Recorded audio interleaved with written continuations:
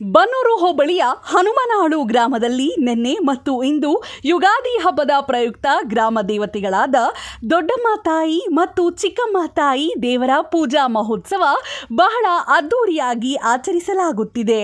3 ದಿನಗಳು ಈ ಮಹೋತ್ಸವದಲ್ಲಿ ಮೊದಲಿಗೆ ತಿರುಮಕೂಡಲು ಕಾವೇರಿ ತೀರದಲ್ಲಿ ದೇವರಿಗೆ ಅಲಂಕಾರ ಮಾಡಿಕೊಂಡು 21 ಕಿಲೋಮೀಟರ್ ದೂರ ಕಾಲುನಡಿಗೆಯಲ್ಲಿ ದೇವರ ಮೆರವಣಿಗೆ ಮಾಡಿಕೊಂಡು ಬಂದು ನಂತರ ರಾತ್ರಿ ಭಕ್ತಾದಿಗಳು ಬಾಯಿ ಬೀಗ ಹರಿಕೆ ತೀರಿಸುವ ಸಲುವಾಗಿ ಸಾವಿರಾರು ಜನರು ಆಗಮಿಸಿ ಬೆಳಗ್ಗೆಯಿಂದ ಉಪವಾಸವಿದ್ದು ಬಾಯಿಗೆ ಬೀಗ ಹಾಕಿಸಿಕೊಂಡು ಪಂಜಿನ ಸೇವೆಯ ಮೂಲಕ ಗ್ರಾಮದ ಮಾರಮ್ಮನ ಗುಡಿಯನ್ನು ತಲುಪಿ ಮಧ್ಯರಾತ್ರಿ 12 ಗಂಟೆಯ ನಂತರ ಬಾಯಿ ಬೀಗವನ್ನ ತೆಗೆಸಿ ಪ್ರಸಾದವನ್ನು ಸ್ವೀಕರಿಸಿ ಹರಿಕೆ ತೀರಿಸುತ್ತಾರೆ.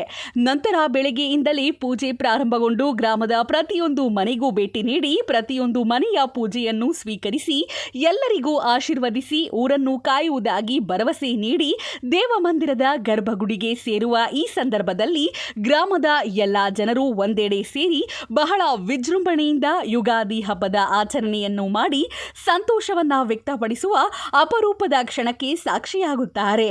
ಗ್ರಾಮದ ಎಲ್ಲ ಮುಖಂಡರುಗಳ ಅಧ್ಯಕ್ಷತೆ ಹಾಗೂ ಮಾರ್ಗದರ್ಶನದಲ್ಲಿ ಬಹಳ ಅದ್ದೂರಿಯಾಗಿ ಪ್ರತಿ ವರ್ಷ ಇದೇ ರೀತಿ ಯುಗಾದಿ ಹಬ್ಬ ಆಚರಿಸಲಾಗುತ್ತದೆ.